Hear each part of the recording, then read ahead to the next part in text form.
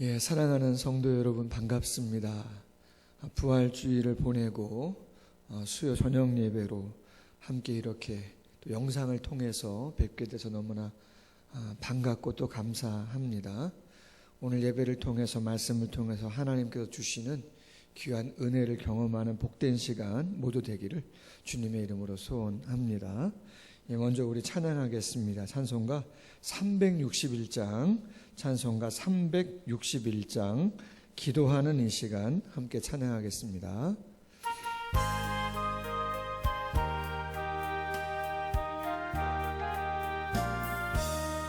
기도하는 이 시간 주께 무릎 꿇고 우리 구세주 앞에 다 나아가네.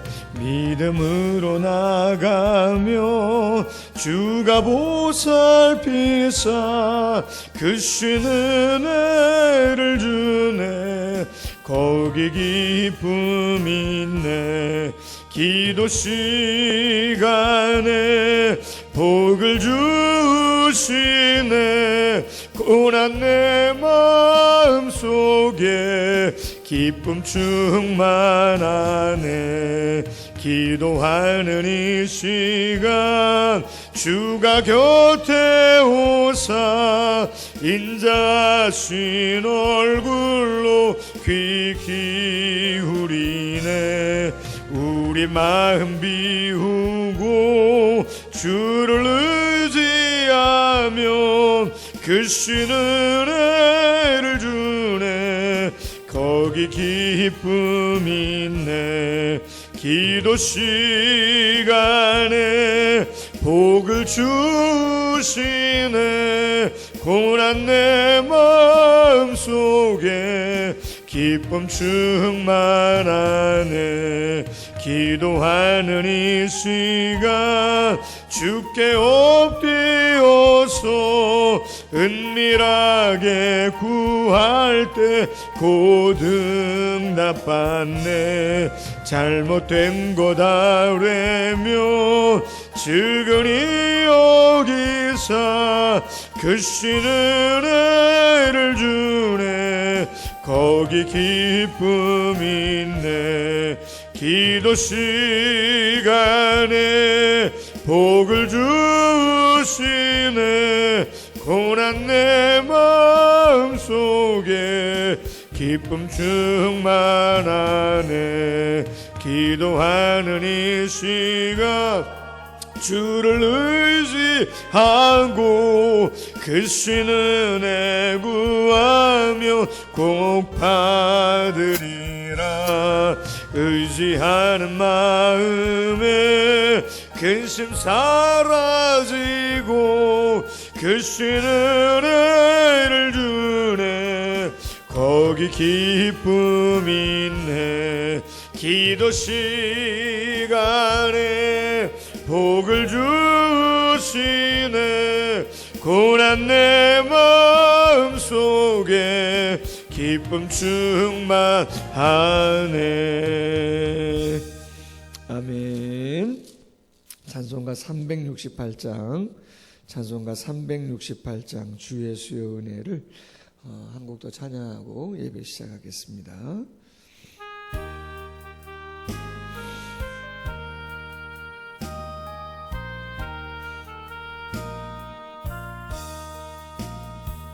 주 예수여 은혜를 내려주사 고충 많게 하옵소서. 이추리고 목마른 나의 맘에 주 성령을 부으소서. 주 예수여 충만한 은혜 내 영혼에 부으소서. 주 예수만 나의 힘돼 구내 만족함 됩니다. 주 예수여 죄에서 풀어주사 날 정결케 하옵소서. 이 세상의 유혹이 나의 맘에 든 못하게 하옵소서. 주 예수여 충만한 은혜 내 영혼에 부으소서. 주 예수만 나의 힘되고 내 만족함 됩니다. 옛 야곱이 전사와 씨름하던 그 믿음을 주옵소서. 이 세상의 물결이 흉흉해도 날 평안케 하옵소서. 아멘. 주 예수여 충만한 은혜 내 영혼에 부으소서. 주 예수만 나의 힘되고 내 만족함 됩니다. 아멘. 주 예수여 완전한 주의 사랑 나 받기를 원합니다.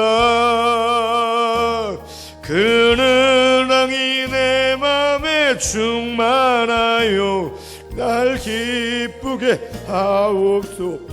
아멘. 주 예수여 충만한 은혜 내 영혼에 부으소서. 주 예수만 나의 힘되고 내 만족함 됩니다. 내 마음에 임하신 주의 성령 늘 계실 줄 믿습니다. 그는 살을 나에게 부어주사 주 섬기게 하옵소서. 주 예수여 충만한 은혜 내 영혼에 부으소서.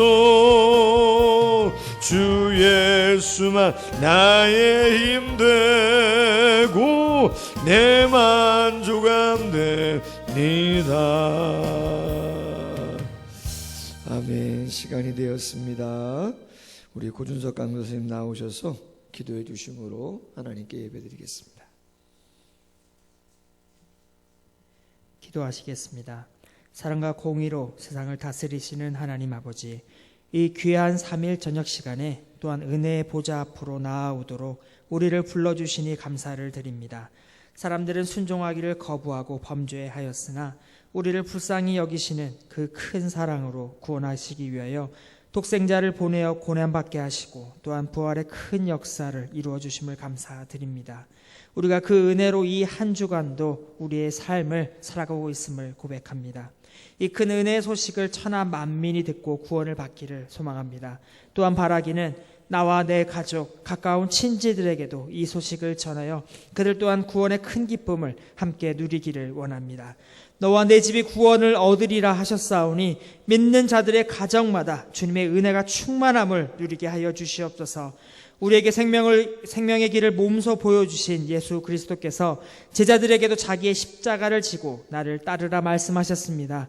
주님의 말씀을 듣고 또 기억하며 따르는 저희들 되게 하여 주시옵소서. 세상을 사랑하여 떠나갔던 우리의 몸과 마음이 다시 돌이키게 하여 주시옵소서.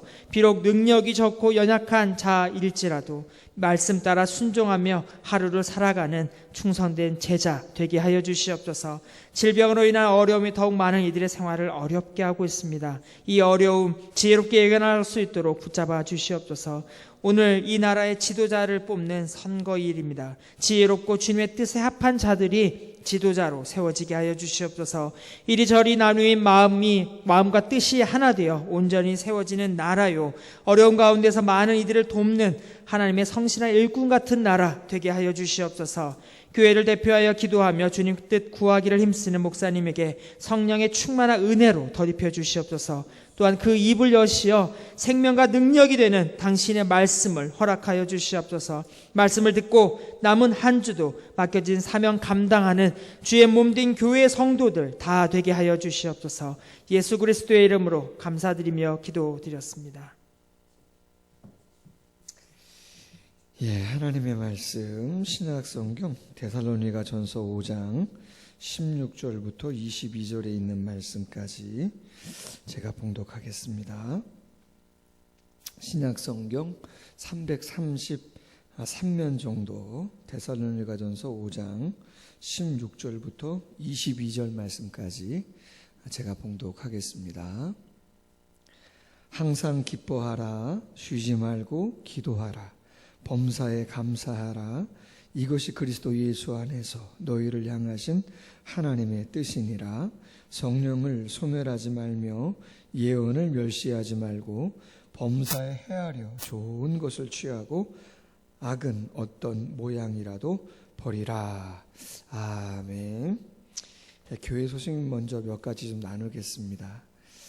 지난주 부활주일로 이번 주일을 지키고 있는데 코로나19로 인해서 정상적인 예배를 못 드려서 성도님들 가정에 계셔서 어떻게 할까, 그래서 부활절 기념 계란 그리고 꽃 화분을 하나씩 이렇게 전달해 드렸어요.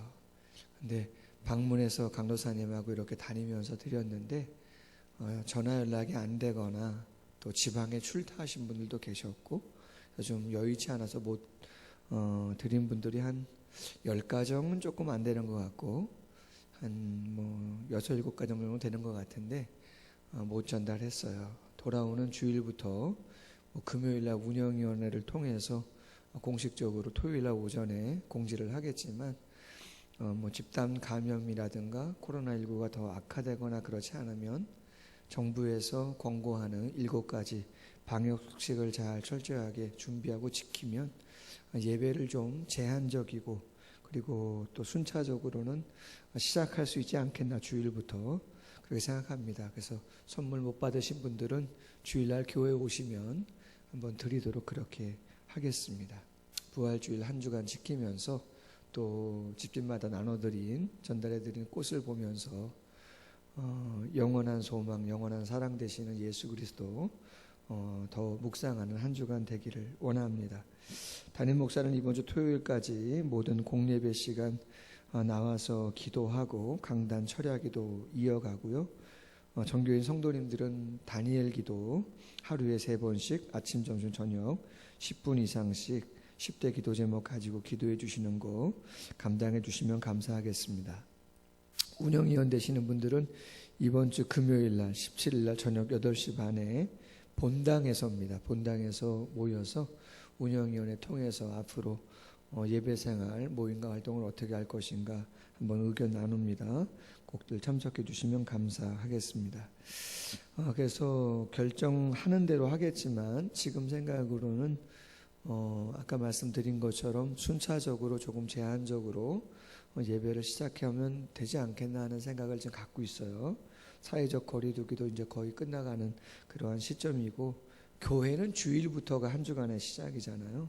그래서 19일 주일부터 시작하는데 한번 좀 해도 되지 않겠나. 그래서 한 2달 정도 되어지는 시간인데 성도님들 어르신이나 아이들 또 기저질환자 또 여러 가지 좀 염려스러운 부분이 있는 성도님들은 당연히 예배에 참석 안 하셔도 될 것 같고 온라인 오프라인 동시에 예배를 진행할 거니까요.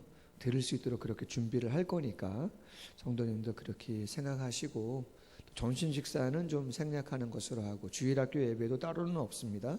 그 대신에 1부 9시, 2부 11시, 오후 2시에 주일 젊은이 예배 우리가 늘 드렸던 그 3번의 예배를 나눠서 드린다 그러면 될 것 같고 중직도 되시는 분들은 될 수 있으면 오전 9시 예배 때 좀 오시면 예배에 참석해서 거리두기를 하고 예배 드리기에 좀 어려움이 없지 않을까 생각합니다. 성도님들 그렇게 애써주시면 감사하겠고 확정된 계획은 이번 주 토요일날 오전에 공지를 통해서 정확히 알려드리도록 하겠습니다.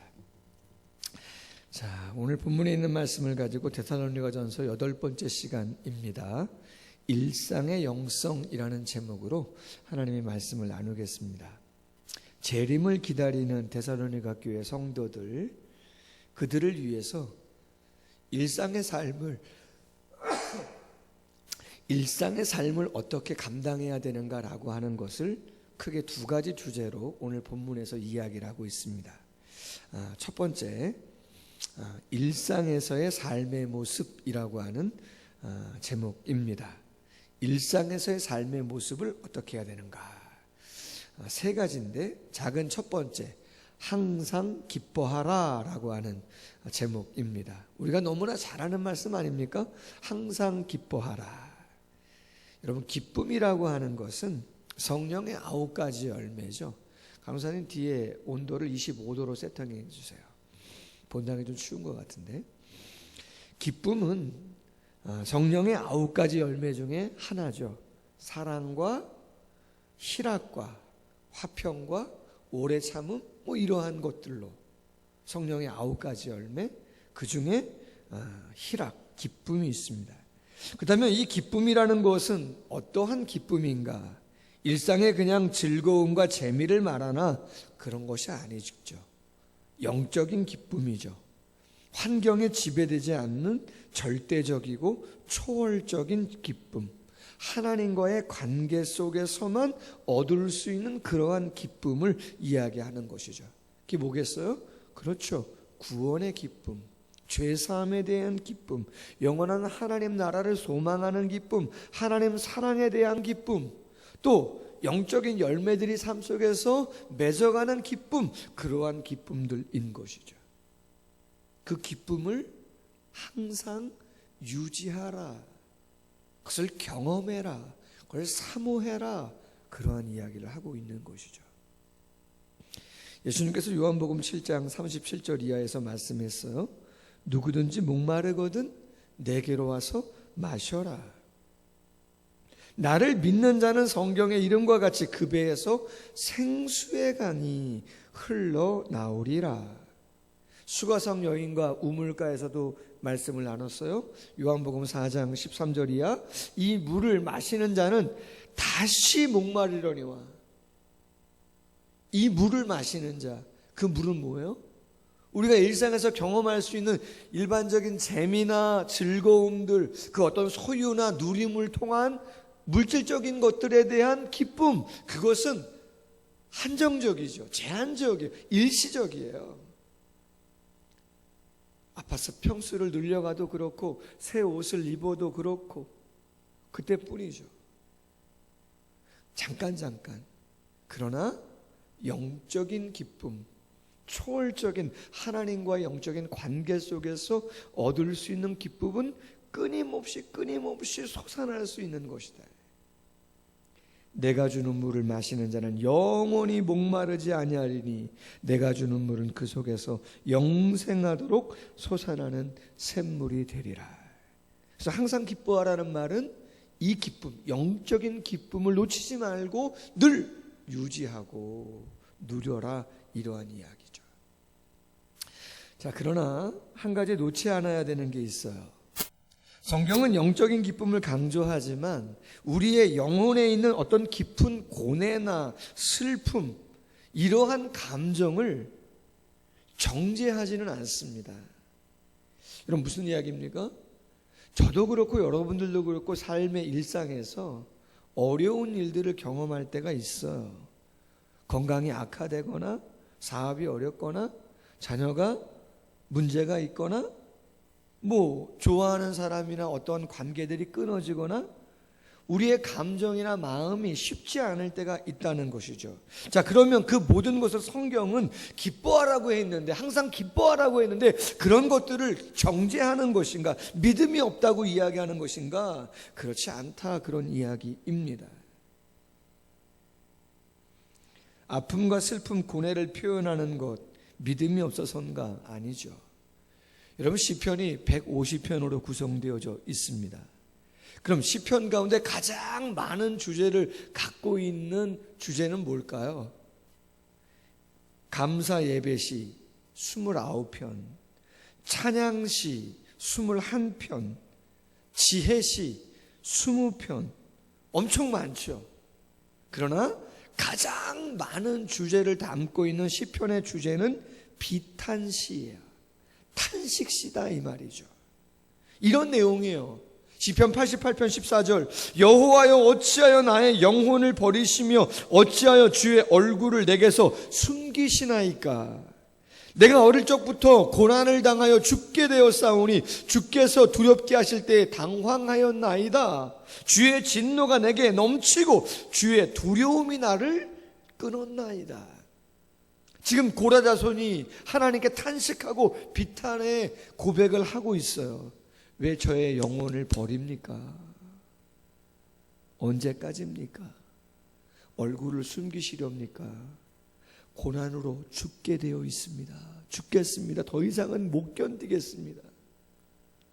남편 때문에, 자녀 때문에, 사업 때문에, 질병 때문에 더 이상 그 모습은 보기가 힘듭니다. 이런 이야기죠. 그럼 하나님은 이러한 고백을 다 믿음 없다고, 불신앙이라고 정죄하시나? 그런 게 아니라는 것이죠. 그 비탄과 탄식은 살아계신 하나님에 대한 신뢰에서 나오는 간구의 신앙의 또 다른 표현일 수 있는 것이죠. 자녀를 낳지 못했던 한나가 성전에 올라와 기도했던 그 간절함, 히스기야가 이사야를 통해서 죽음을 선고받고 낯을 벽으로 향하여 간절하게 기도했던 그 기도의 그 마음의 모습들, 하나님은 다 아시죠. 항상 기뻐하라. 인간적인 감정, 인간적인 두려움, 그 모든 자연적인 것들을 하나님은 다 무시하시나? 정죄하시나? 아니요. 중요한 건 뭐예요? 하나님과 영적인 관계를 통해서 하나님이 끊임없이 그럼에도 불구하고 주시면서 회복하시고자 하시는 하나님의 영적인 기쁨과 그 관계를 늘 유지하며 나아가기를 하나님은 원하신 줄로 믿습니다. 두 번째, 쉬지 말고 기도하라. 쉬지 말고 어떤 경우에나 중단 없이 계속해라. 기도를 멈추지 말아라. 이런 얘기죠. 중요한 건 여러분, 우리가 기도에 대한 오해가 있어요.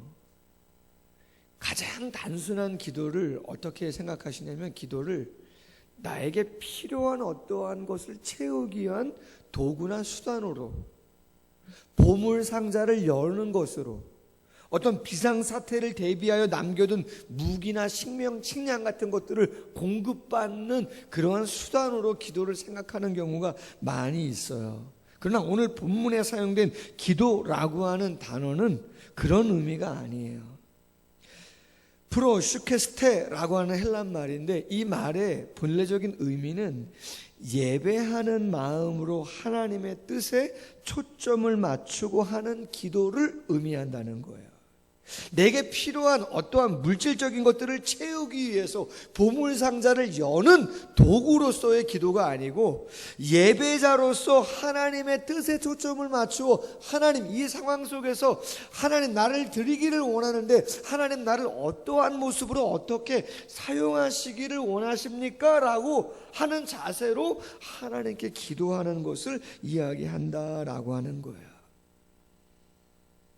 기도는 오히려 세상의 보물과 무기, 식량에 대한 두려움에서 나를 보호하기 위한 수단이다. 그런 것을 얻기 위한 수단이 아니라, 그런 것이 부족하고 그런 것이 나에게서 거리가 멀어지는 것으로 인한 인간적인 두려움이 생겼을 때, 염려와 걱정이 생겼을 때, 그러므로 말미암아 하나님께 초점을 잃어버렸을 때, 그 초점을 잃어버린 그 초점을 바로 할 수 있는 수단으로, 거기에 내 마음이 끌려가는 것에서 다시 돌이켜서 하나님께 나아가게끔 하는 그러한 수단으로 주신 것이 무엇이냐? 그것이 바로 기도다라고 하는 것이죠. 그래서 빌립보서에서 바울이 이야기하잖아요. 아무것도 염려하지 말고, 그렇죠, 오직 모든 일에 기도와 간구로 너희 구할 것을 하나님께 아뢰라. 그리하면 그리스도의 평강이, 지각에 뛰어난 하나님의 평강이 그리스도 예수 안에서 너희 마음과 생각을 지키신다. 여러분, 염려라고 하는 단어의 본래적인 의미가 관심의 분산이라고 말씀드렸어요. 관심의 분산, 초점이 흐려지는 거죠. 포커스를 딱 맞춰야 되는데, 기도가 뭐예요? 기도는 보물상자를 여는 것이 아니고 나에게 부족한 어떤 물질적인 것을 채우기 위한 도구가 아니고, 그것도 맞지만 그거는 일부분이죠. 본질적인 기도의 최고의 목적은 아니에요. 당장 절박하면 구할 수도 있지만, 그것보다 오늘 본문에 쉬지 말고 기도하라고 할 때 그 기도는 뭐냐면, 하나님께서 원하시는 관심의 분산이 아니고 포커스를 맞추고 하나님께 예배자로서 하나님이 원하시는 뜻을 내가 이루어드리고자 하는데, 하나님 어떻게 하면 좋겠나, 하나님의 뜻을 묻는 그러한 의미가 담겨 있다. 그러한 기도를 하나님께 드리라. 세 번째, 범사에 감사하라. 범사, 모든 일이죠.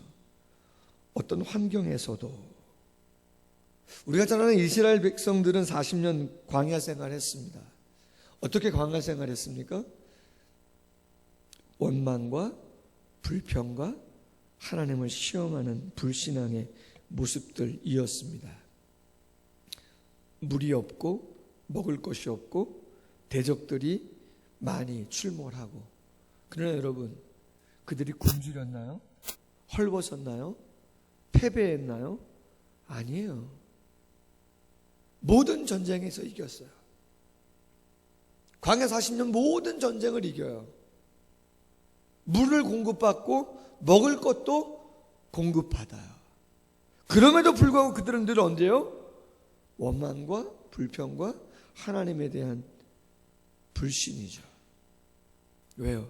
신앙이 없으니까. 반문할 수 있어요.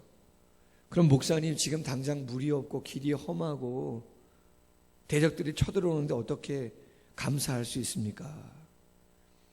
그러기에 여러분, 인간적인 감정으로는 감사할 수 없기 때문에 감사의 조건을 물질적인 것에 치우치면 안 되고, 그 근원을 어디에 두어야 하는가라고 하면 하나님께 두어야 하는 거예요. 일상에서도. 오늘 바울은 데살로니가 교회 성도들에게 재림을 기다리는 성도들,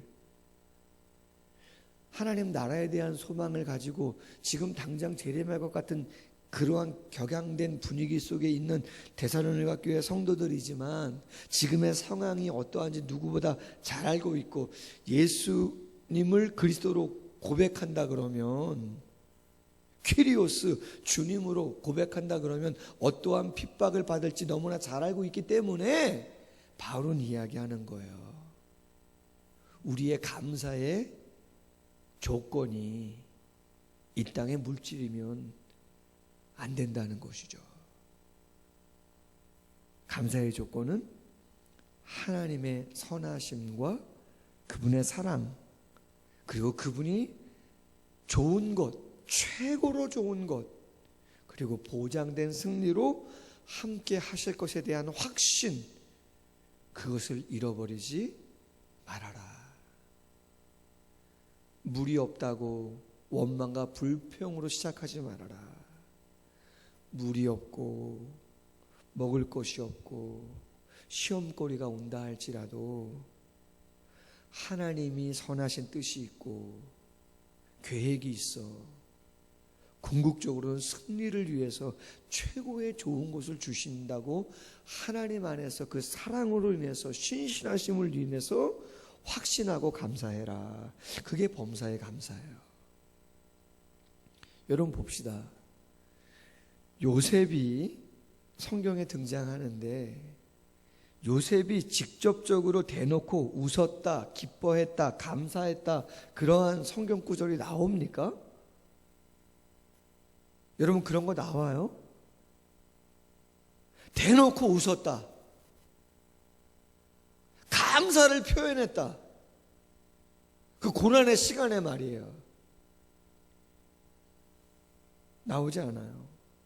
버림당할 때 절규했습니다. 간청했습니다. 제발 살려달라고. 팔려갈 때, 누명 쓸 때, 옥에 갇혔을 때, 잊혀졌을 때 그때 감사했다, 기뻐했다, 노래했다. 나오지 않아요. 그런 거 안 나와요. 이런 말씀이 나오죠. 창세기 50장 20절, 당신들은 나를 해하려 하였으나 하나님은 그것을 선으로 바꾸사 오늘과 같이 많은 백성의 생명을 구원하게 하시려 하셨습니다. 무슨 말이에요? 보여지는 상황은 기뻐할 수 없고 감사할 수 없는 상황들이에요. 그러나 요셉을 우리가 대단하다고 하는 이유가 뭐예요? 그는 보여지는 물질적인 것들로 인한 감사가 아니었고 하나님의 사랑과 신실함에 대한, 살아계심에 대한 분명한 확신 속에서, 신앙 속에서 그는 그 모든 걸 감당했다, 받아들였다.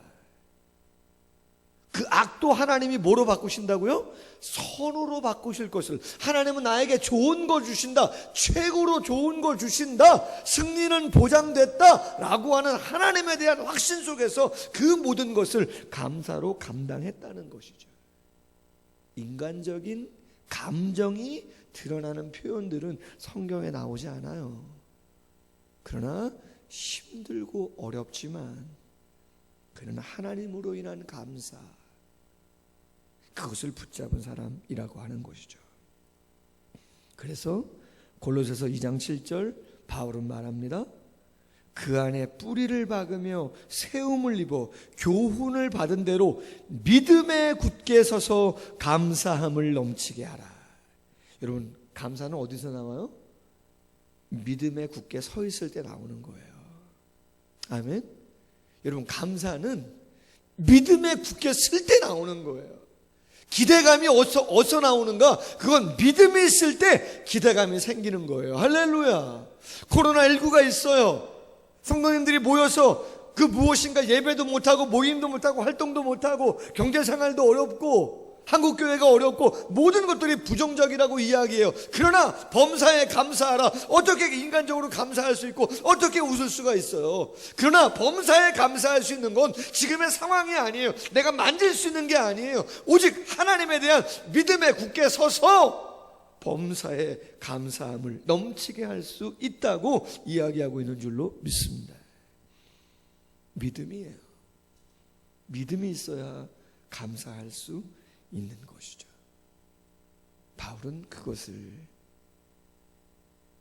60년대 초반 로마의 박해 가운데 재림에 대한 신앙이 있는 성도들의 일상에서 그들이 당해야 되는 고난이 무엇인지, 감당해야 되는 것이 무엇인지 알고 있기 때문에 그 영적인 부분들을 터치하고 있는 것이죠.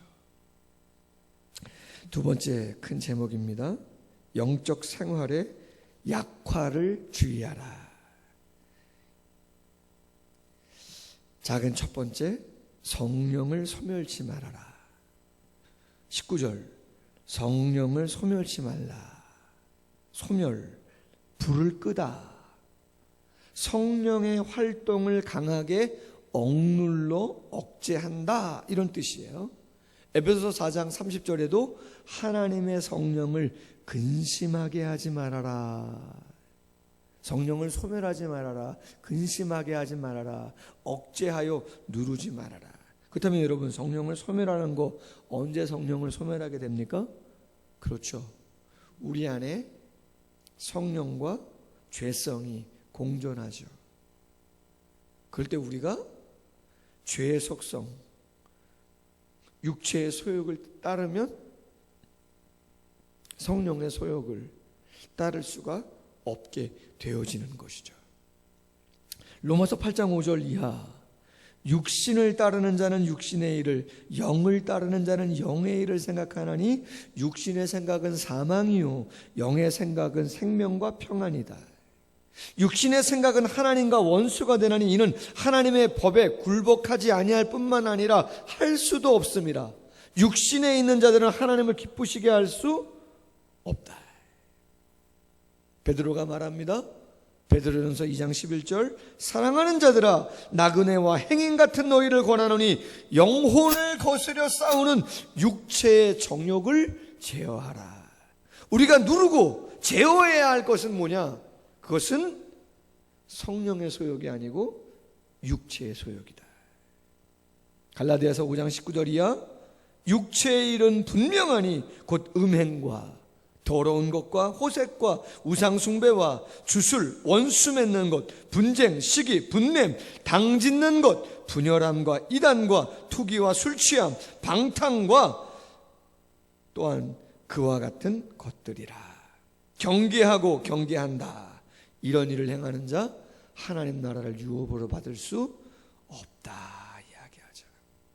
그러므로 우리는 성령을 소멸치 않기 위해서 첫 번째는 죄의 속성을, 육신의 일을 절제하는, 억누르는 것들이 필요한 거예요.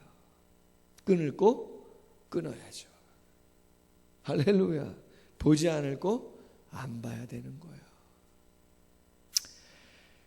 작은 두 번째, 예언을 멸시치 말아라. 영적 생활을 약화시키는 게 뭐냐? 예언을 멸시하면 안 된다. 예언이 뭐냐? 구약의 예언의 의미와 신약의 예언의 의미가 조금 차이가 있습니다.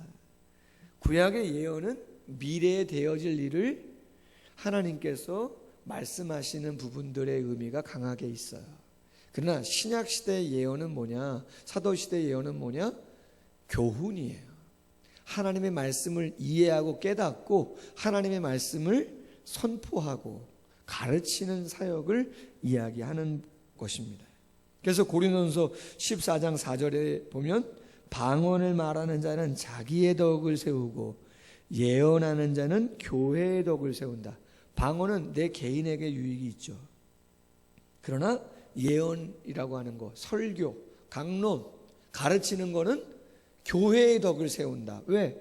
모두에게 전하는 것이기 때문에 모두에게 유익을 주어진다. 근데 중요한 게 뭐예요? 그 증거되어지는 말씀을 어떻게 하라고요? 멸시하면 안 된다. 멸시가 뭡니까? 무시하는 거죠. 얕보는 거예요. 권위를 인정하지 않는 거예요. 그래서 세상에 많은 사람들 안타까운 것이죠. 솔직히는 저 같은 목사가 증거되어지는 하나님의 말씀에 대한 신뢰성을 갖게끔 하기 위해서 삶을 잘 살아야 되는 책임이 분명히 있습니다. 그건 뭐 당연한 것이죠. 신뢰감을 드려야죠. 본을 보여야 되는 것이 분명히 있어요. 일순일 수 있어요, 저 같은 사람들이. 자, 그러나 중요한 거는 혹 뭐 일부러 그러지는 않겠지만 부족한 면이 있을 수 있겠죠. 바울도 이야기했잖아요. 갈라디아 교회 성도들에게 나의 육체 가운데 당신들을 시험 들게 할 만한 거 나에게 있다고 이야기했어요. 그럼에도 불구하고 성도들이 어떻게 대했다 그래요? 그렇죠. 하늘의 천사를 대한 같이 예수 그리스도를 영접한 같이 본인을 영접해줘서 너무나 감사했다고 그렇게 고백한 적이 있는데 뭐 그런 걸 얘기하는 게 아니고 중요한 건 뭐라고요?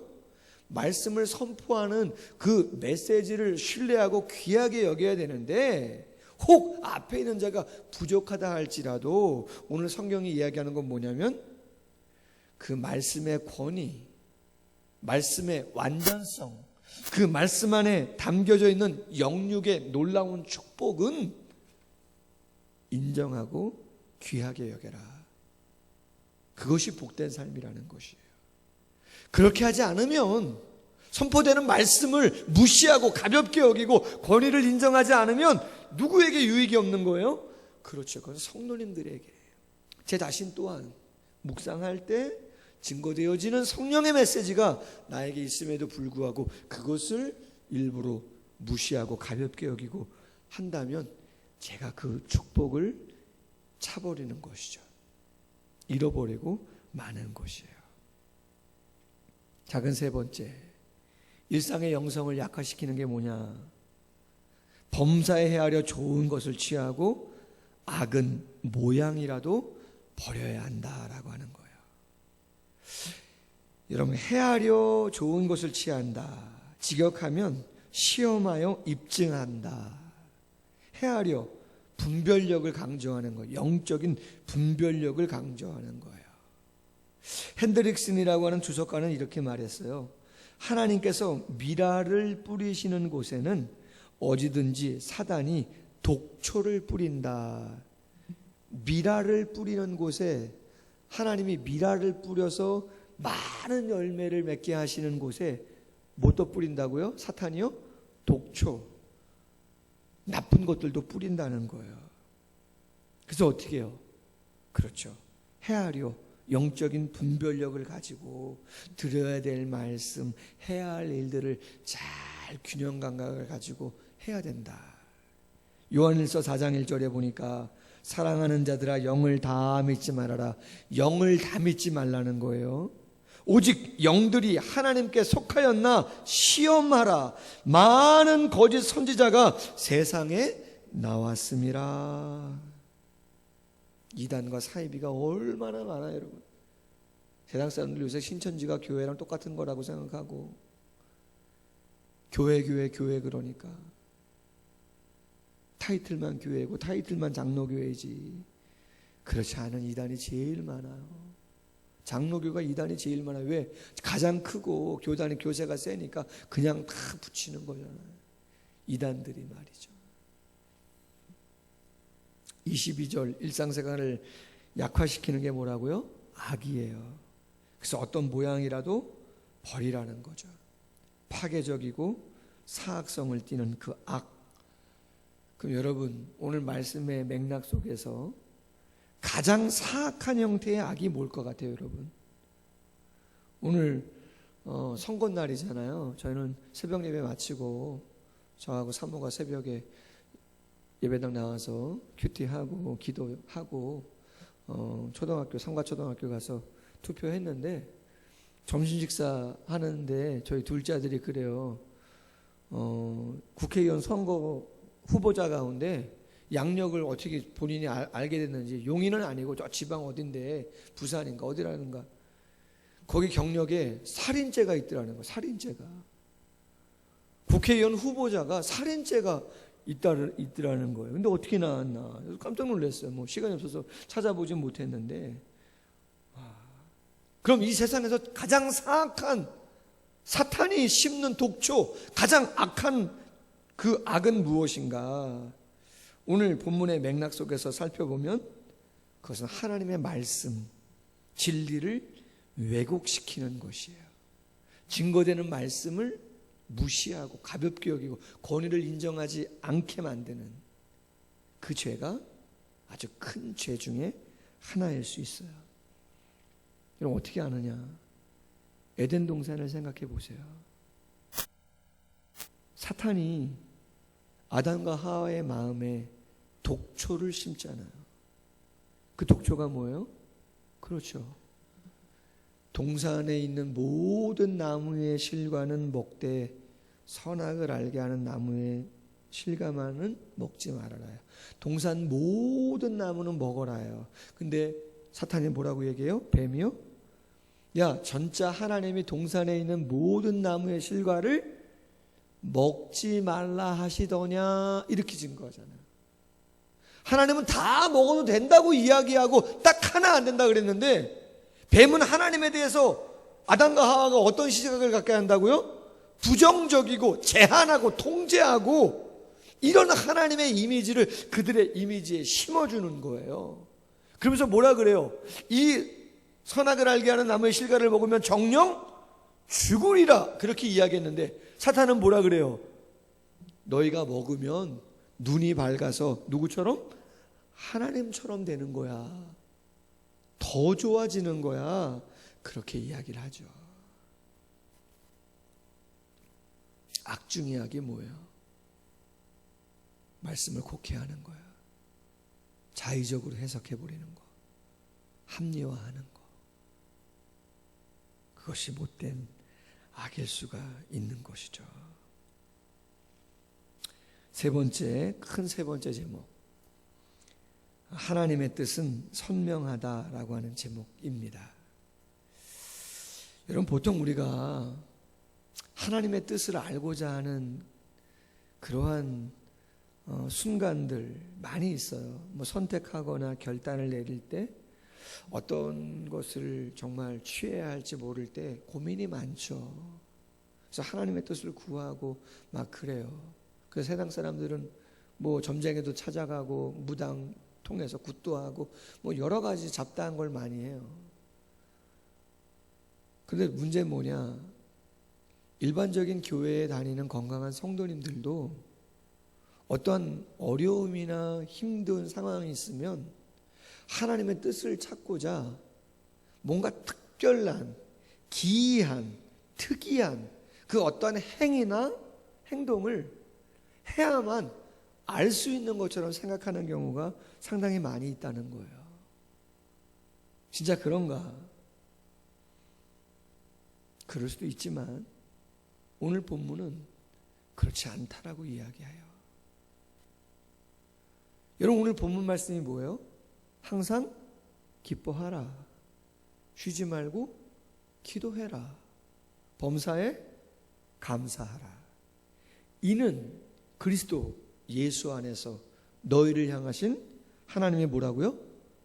하나님의 뜻이라는 거예요.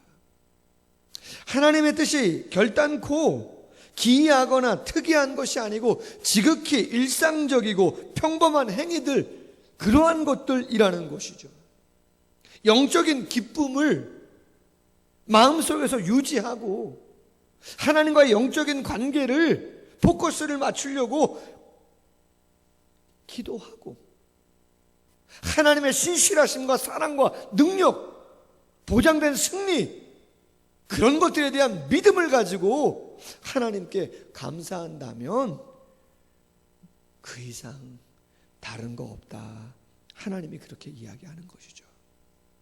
특별한 곳, 특별한 행위, 특별한 사람에게 가서 기도받고 그런 거 아니어도 우리의 일상의 영성을 충분히 하나님 안에서 감당한다면 우리의 삶에 인간적으로는 힘들고 어려워서 고라다돈처럼 탄식하고 슬픔과 고통과 두려움과 떨림이 있지만 그래도 감당할 수 있다. 할렐루야. 어제 노예를 했습니다. 그래서 월요일부터 오늘 아침도 솔직히 노예 관계된 제가 노예 임원이어서 회록서기를 좀 맡다 보니까 코로나 사태임에도 불구하고 노예를 개최했어요. 그래서 언학은 한 이틀 정도 하는 거를 아침 8시부터 시작해서 오후 한 2, 3시 정도까지 한 5시간 반 정도 그냥 최소한 빨리빨리 일 처리하면서 방역 수칙 7가지 철저하게 지키고 촬영도 오시고 막 기독신문사에서도 오시고 촬영하고 막 그랬는데요. 철저하게 했어요. 이제 그 회의한 모든 내용을 정리하는 게 회록서기 제가 맡고 있는 임무예요. 근데 이제 어제 빠른 시간에 모든 걸 막 논의를 그냥 하다 보니까 너무나 이게 쉽지 않은 거죠. 그걸 정리가 하는 게. 재정이 수억 원인데 그거를 집행을 하고 탁 해야 되는데 결정이 어떻게 났는지를 너무나 이야기가 많다 보니까 너무나 의견이 분분한 거예요. 그래서 저한테 그냥 어젯밤 10시에도 전화 오고 오늘 아침에도 전화 오고 그래서 제가 또 설교도 준비하고 해야 되는데 쉽지는 않았어요. 그러나 그런 많은 얘기를 하면서 뭐 이런 이야기를 많이 했어요. 교회들이 어렵다. 한국 교회가 어렵다. 당연히 성도님들이 어려우시고 예배를 못 드리고 또 뭐 가정 경제가 어렵고 사업이 어려우면 한국 교회 재정도 어렵고 무엇보다 이미지가 불신자들에게 너무나 좀 부정적으로 비춰진 모습들이 많기 때문에 어떻게 해야 되는가 마음이 무겁죠. 힘들어요. 그러나 분명한 게 뭐예요? 그렇죠. 오늘 본문 말씀이에요. 그럼에도 불구하고 일상의 영성 항상 기뻐하고 쉬지 말고 기도하고 범사에 감사하는 성령을 소멸치 말고 예언을 멸시하지 말고 헤아려 좋은 것을 취하고 악은 모양이라도 버리는 그러한 일상에서의 아름다운 모습이 있다면 그 마음을 유지한다면 얼마든지 코로나19 그 이유가 더 어려울 수 있는데 우리는 감당해 나아갈 수 있는 줄로 믿습니다. 바라기는 그와 같은 믿음으로 일상의 영성에 굳게 서서 온전히 우리의 삶을 감당하는 모두가 되기를 주님의 이름으로 소원합니다. 기도하겠습니다. 하나님 아버지, 일상의 영성이라고 하는 제목으로 말씀을 나누었습니다. 우리의 삶을 주관하는 것이 가장 중요한 것이 무엇임을 말씀을 통하여 다시 한번 묵상합니다. 눈에 보여지는 그 어떠한 물질적인 상황적인 것들, 내 자신이 느끼는 인간적인 감정과 슬픔과 두려움과 고통, 절대로 무시할 수 없는 것들입니다. 중요합니다. 그러나 바울은 이야기합니다. 더욱더 본질적인 건 하나님이 주시는 영적인 기쁨을 놓치면 안 된다. 영적인 시각을 분산시키면 안 되고 하나님과의 관계를 깊이 할 수 있는 그 기도를 잘 활용해야 된다. 범사에 감사가 해야 되는데 그 감사는 믿음에 굳게 서 있지 않으면 하나님의 사랑, 하나님의 능력, 궁극적인 승리에 대한 확신이 없다면 이스라엘 백성들처럼 원망과 불평, 하나님 시험하는 꼴밖에는 되지 않는다. 요셉과 같이 겉으로 드러나는 기쁨과 즐거움은 없지만 그 마음으로부터 하나님을 신뢰하는 믿음이 굳건해서 이 악을 선으로 바꾸시는 하나님의 놀라운 역사를 마음으로 믿어 감사를 고백할 수 있는 우리 모두 되어지게 하여 주옵소서. 우리의 일상을 약화시키는 성령을 소멸케 하는 죄성이 떠나가게 하여 주시고 육체의 소욕을 따르지 않게 하여 주시옵소서. 선포되어지는 예언의 말씀, 기록된 하나님의 말씀의 완전성과 권위와 영적인 축복들을 하나님 담겨져 있는 이 땅의 많은 것들을 하나님 아버지 잃어버리지 않는 저희들 되어지게 하여 주시옵소서.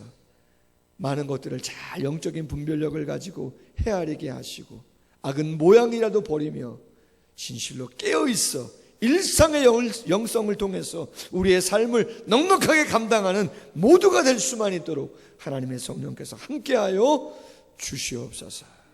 이제는 주 예수 그리스도의 크신 은혜와 하나님 아버지의 극진하신 사랑하심과 성령의 교통하심이 가정에서 예배하는 흩어져 있는 사랑하는 성도님들 머리 위에, 자녀들 위에, 가정 위에, 직장과 사업장 위에, 이 나라와 민족과 열방 위에 이제부터 영원토록 항상 함께 있을지어다.